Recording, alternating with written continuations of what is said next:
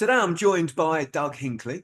Doug is the CEO and founder of WH Management Group, and they provide bespoke security and emergency response services to sporting, commercial, and private clients throughout the UK.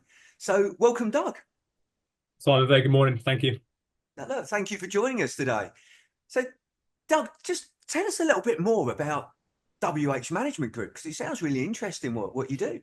It's great fun. I think that's one of the things that's kept me going throughout the years. You know, they always say that if you enjoy going to work, it's not a job. Yeah. Um, it goes back almost 20 years when I was a young soldier in the army. I went to a show, and the chap on the gate was rather overweight, white shirt that was hanging out, egg running down the front. And I thought, hang on a minute, we could do this better. We're not talking about Kevin Costner bodyguard scenarios here. We're talking about good, smart, presentable, and professional front of house security. So during leave periods for the first couple of years, myself and a few fellow soldiers would get together and deliver a level of security, and that sort of snowballed.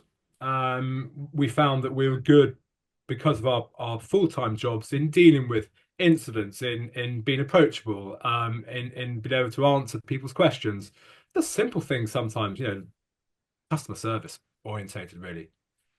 Um, and that's basically set up the firm that we have now. And we're in two sectors. One side is very much overt front of house. We do concierge service with a security element for some private estates, for some commercial clients, and obviously high profile events around the country where some of your listeners will be used to seeing us.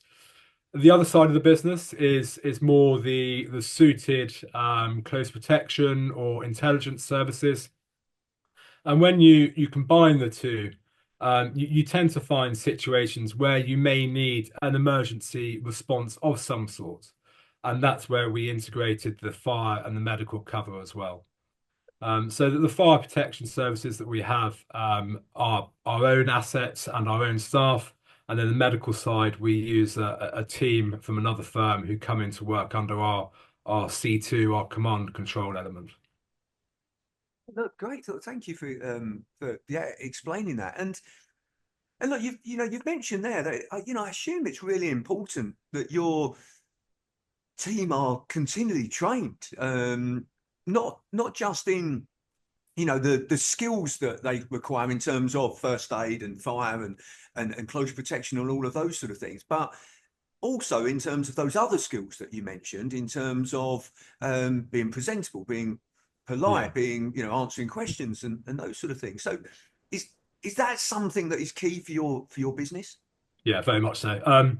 We have quite a considerable training and continual professional development package within the firm. It's all very well saying that we recruit predominantly from the armed forces or the emergency services. We do have people who just come from a career of civilian security, but either way, there's always going to be skill fade. And I like to think that that's one of the attributes that sets us apart from some of our competitors, where we don't just turn up, do a job, and send everyone home. We actually have a course running at the moment in Liverpool on an incident management course.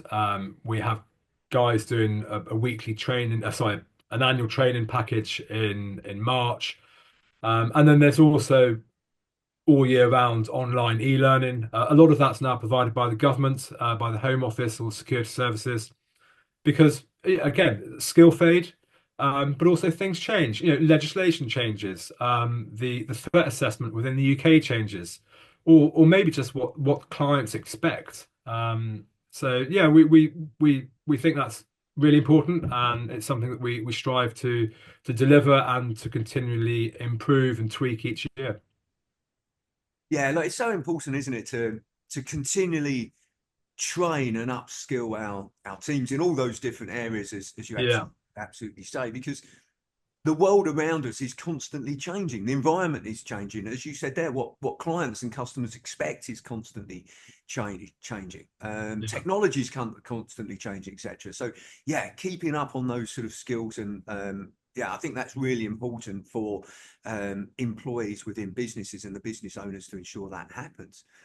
It is, and of course, what we find there is then understanding where the value for money is. Yeah, Because if you look at how the UK is now, in this new century, especially at the turn of the millennium, there's now a requirement to have so many awareness packages delivered to your staff, and you're constantly getting bombarded by sales and marketing teams and various firms saying, "Oh, you must have this, you must have that." There has to be a line. You have to be able to draw a line and say, "Well, actually, do we need that? Is that a nice to have, or is that a complete waste of time?" Because otherwise, you just wouldn't have a business. Your staff would be training 10 months of the year. Um, so it's making sure, and we prioritize it.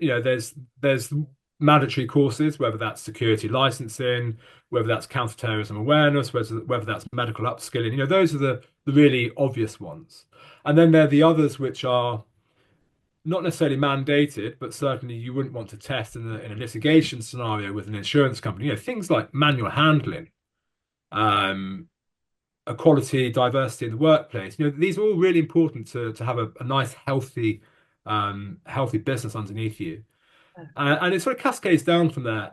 And then you get into that slightly murky world of, well, do I need one safeguarding officer, or do all of my staff need to be safeguarding officers, or do they just need to be aware of safeguarding? yeah. And it's getting that balance right where you can invest good money into your team, but not bankrupt yourself.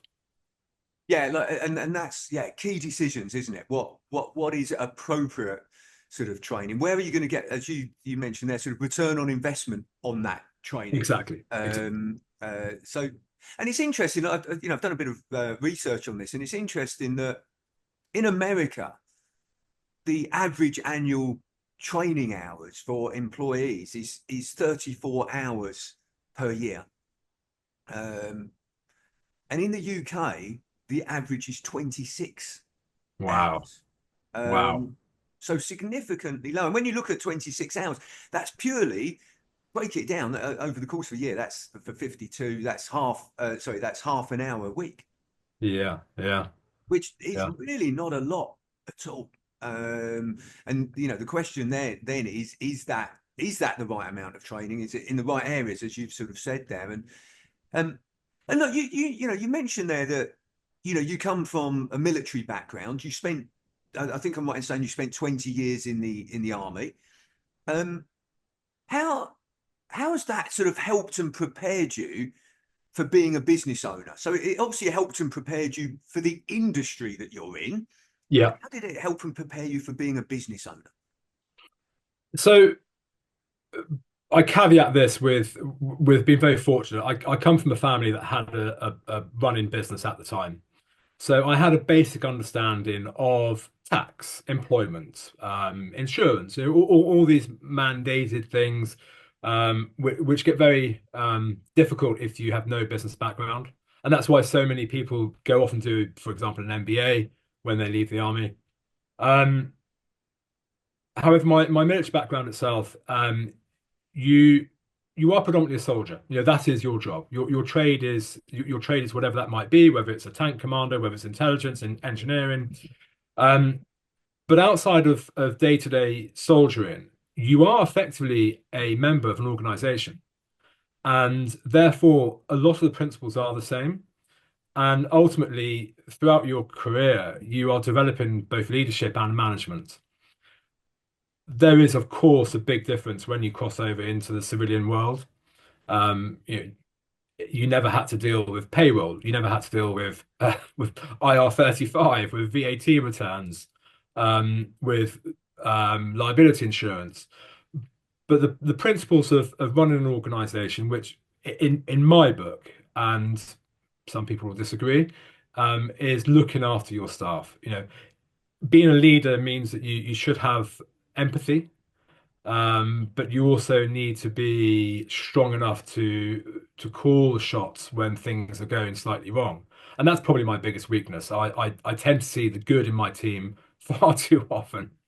And I'm very lucky. I've got a fantastic team who work out of my office, and I back them to the hilt, right or wrong. But sometimes in the past few years, there have been occasions where my my empathy and my understanding has delayed the inevitable. Okay. Um, and look, I agree with you, Doug, in that actually, if you look at if we were to list down the primary skills that a business owner needs, and one of the top ones is leadership. And I suspect that's something that, you, you get from being in the military. You've got team building, you've got organization, time management, all of these sort of key skills. And okay, you've got to, as you mentioned there, adapt them to outside of the military world and the civilian world. But there's a lot of the underlying skills, I would guess, and I, by the way, I haven't been in the military, but I guess are useful in actually being a business owner. Okay, you've got to learn the financial and the tax things, but Mm. managing and leading a team, it's so important for a business owner and in the military decision It, making. it is, yeah, it is. And when you start to go through the ranks in the military, both as a commissioned officer or non-commissioned officer, you're taught some really good tools to help you do that, and they are indeed transferable. Um, Ultimately, it boils down to one, and that is not just the good old courage, um, discipline, respect for others, integrity, loyalty, which are the values of the British Army, but ultimately the main thing is if you're going to ask people to do something, then you need to be able to do it yourself or have an understanding of it yourself. And that understanding is very important. And I think that's where some business owners or some senior leadership teams may set challenges or tasks to their subordinates, and they don't necessarily understand what they're asking them to do or understand what they want as a result. Or, and this is the danger, understanding how long that will take because that's time costs money, and you need to understand both sides of that scale, whether it's going to be a 5 minute job or a 5 month job. There's no point in just pitching somewhere in the middle because you can then start to structure the rest of the business around that. I think that's a great tip, and thank you for sharing that, Doug. In terms of, um, you don't have to understand the complete details and ins and outs of um, what somebody else is going to be doing, but an understanding, as you quite rightly said, of the key things that are involved, how long it's going to take, all of those type of things, because that's so important to enable you to make a plan on right, how long is this going to take, what actions need to be taken, um, you know, constant communication, etc. But Yeah. that understanding of what you're asking somebody else to do, um, is so important. And I think that's the difference. We often hear the difference between abdication and delegation. Yes. Abdication would be, yeah, just giving somebody to do, not understanding the why, not explaining why it needs to be done, not discussing timing, not discussing how you want it done.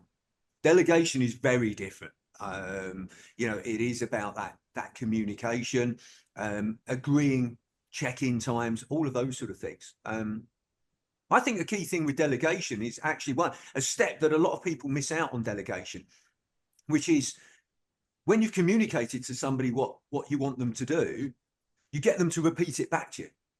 Yeah. Right, now tell me what you've understood from what I've asked you to do, because 9 times out of 10, they'll either go, they'll either say something that's different to what you expected, or as they're going through it in their head, they'll suddenly go, oh, hold on, I didn't quite understand that bit. Can you explain it again?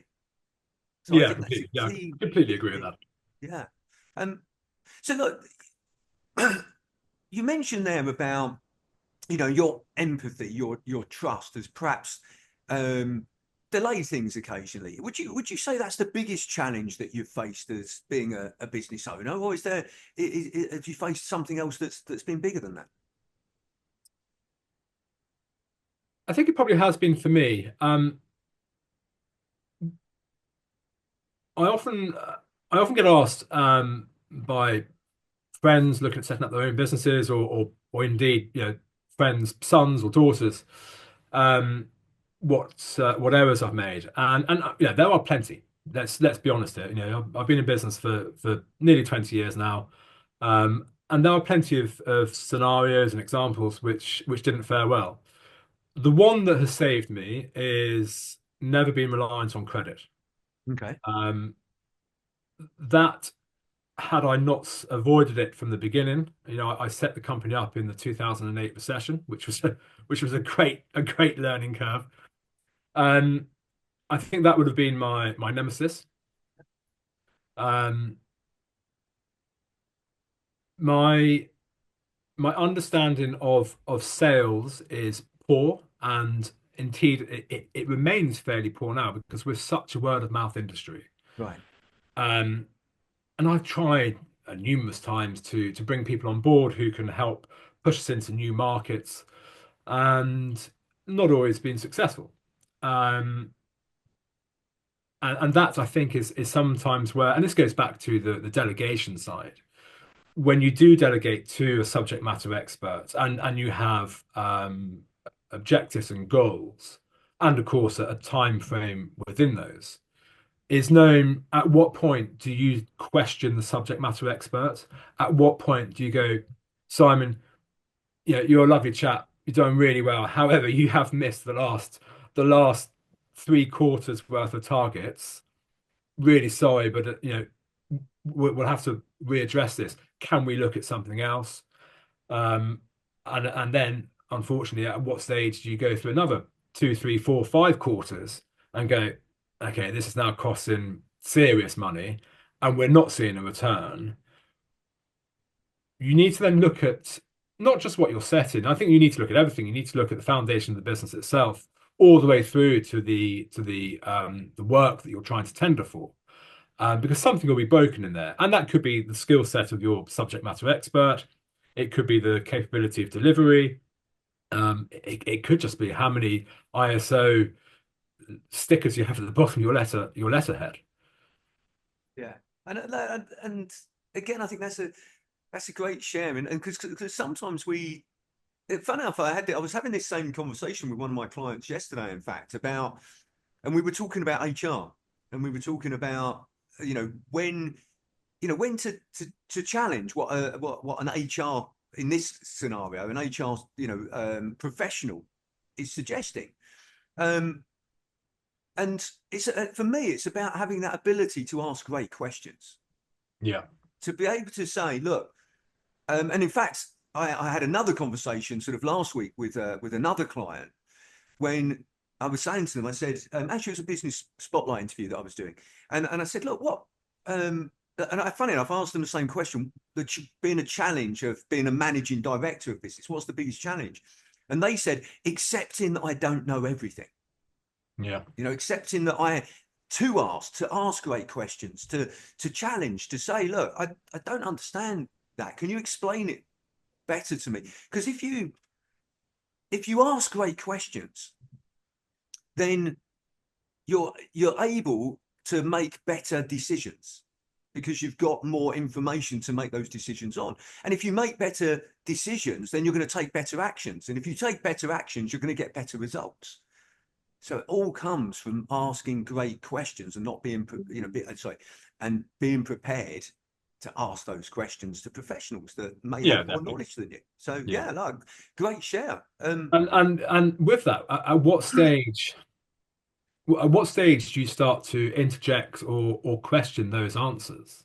Yes, Because it's especially if somebody is not achieving a degree or all of their objectives and goals.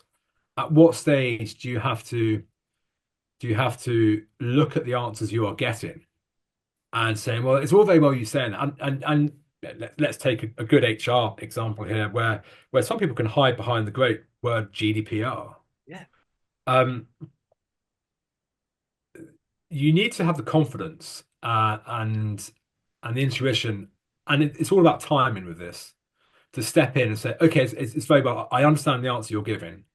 However, I don't agree. Yeah. And because as soon as you say that, as soon as you take that step, you are then broaching that micromanagement threshold. And also you are putting on the table that you're not necessarily in full trust of your delegate. Which of course that then sups people's charisma, their confidence, and that can have a negative effect in turn. And I think that's where the art of asking questions comes in.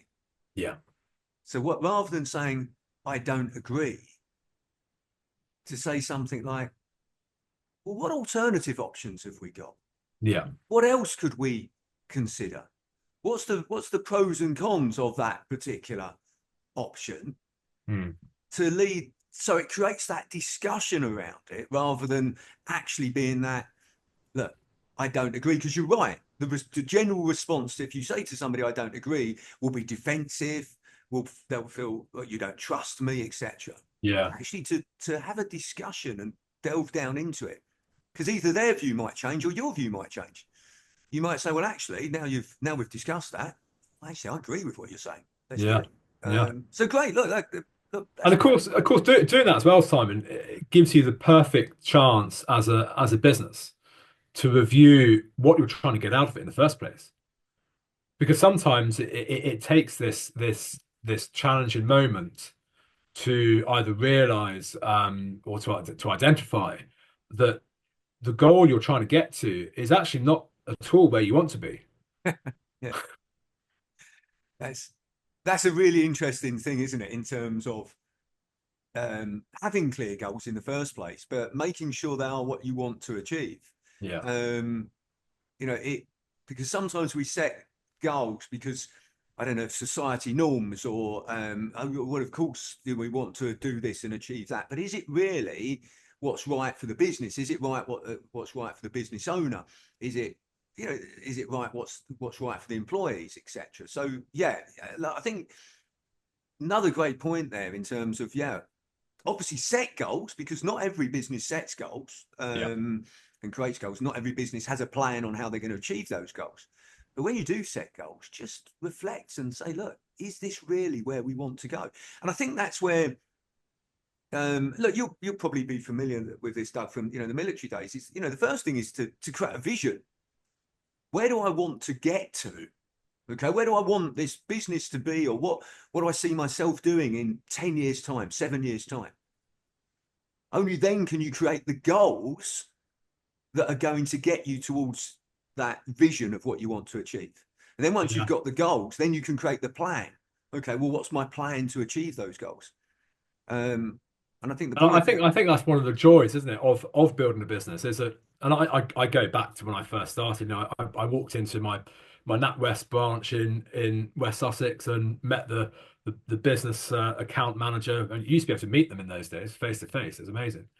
And the first thing he did was push a blank business plan under my nose. I was like, "What's this?" And we talked about goals, objectives, and plans. Where do you want to be? I mean, I'd still challenge majority of business owners, especially in the service industry. Manufacturing is slightly different. Who could hand on heart say they are on a 5-year plan exactly where they A thought and B wanted to be, which of course then brings on flexibility. And you have to be flexible. You have to you have to know when you're flogging a dead horse. Um, and also you have to be ready to explore other opportunities. and I think this. Am I right in saying this is a military phrase, Doug, which says something like, is it something along the lines of no no plan survives first contact? Yeah, correct. Is that Yes, right? Yeah. it So is. It yeah, is. which brings in the flexibility, doesn't it? Of Yeah. like, okay, yeah, have a plan, but you've got to be flexible. Don't just keep going no matter what. Yeah. Um, I think it's always good, and this applies to pretty much everything we do. We're trying to have at least two courses of action. yeah, So you've always got a plan B. Now that plan B could be on the proverbial fag packet. Yeah. But there is a plan B. There's a second course of action in your back pocket, so that if you need to take a bit of a swerve, you can. Yeah, exactly. I think that's absolutely great advice as well. So look, Doug, there's one question that I like to ask everybody that's kind enough to join me on this discussion, and that's this. What is the best advice that you would give to an 18-year-old you? Me personally, it would have been to have not taken life so seriously. Okay. Um, I think on on one side, it probably got me to where I am now. It made me knuckle down, and as everyone knows who started their own business, the first 10 years you're cleaning the office loo, you're emptying the bin, you're speaking to the insurance broker, you're doing the accounts and the payroll. Um, but I think if I'd been slightly more relaxed in the earlier days, it would have definitely helped with the other big aspects of running your own business or being in the senior leadership team, and that's getting the work-life balance right. It's incredibly hard, as I'm sure you know, to differentiate between what I think is important and what is important. At what point do I go, actually, I'm not going to reply to that email tonight. That can wait till Monday. For the first time in my life, at the age of 43, I'm actually taking 2 weeks of paternity leave. I've never done that. Yeah. Um, but I think I probably could have in the past. There are times where I could have taken that extra day or two to be with the family, or to be with friends or whatever else it might have been. But again, I think, look, thank you for sharing that, Doug. And I think it's great advice. I think there, things I've picked up on there is, yeah, look, don't take life too serious. It can be serious, but yeah, try and not take it too seriously. And secondly, try and get the right balance. Yeah. It's really, really important in business to get that right balance, because otherwise you can get fed up with the business and give it up. You can have burnout. You can have there's all sorts of detrimental effects if you don't get the right balance. And everybody's balance is different, by the way. Yeah, of It's not, course. my balance might be different to your balance, etc. Some people might be quite happy working 18 hours a day and, absolutely going for it because they love it. And, that's fine if that's right for them. But for other people, that may not be right for. So, yeah, it's getting the right balance that suits you. So, great share again, Doug. Thank you very much for that. And look, I really appreciate you taking the time to speak with me today and sharing more about your business, but also your journey as well. So thank you very much. No, thanks very much for calling in, Simon. It's been an absolute pleasure, and it's nice to be able to share a little bit of knowledge with the people who are going to be next in line in starting their own journey. Yeah, well, thank you for the great shares. All right, thank you.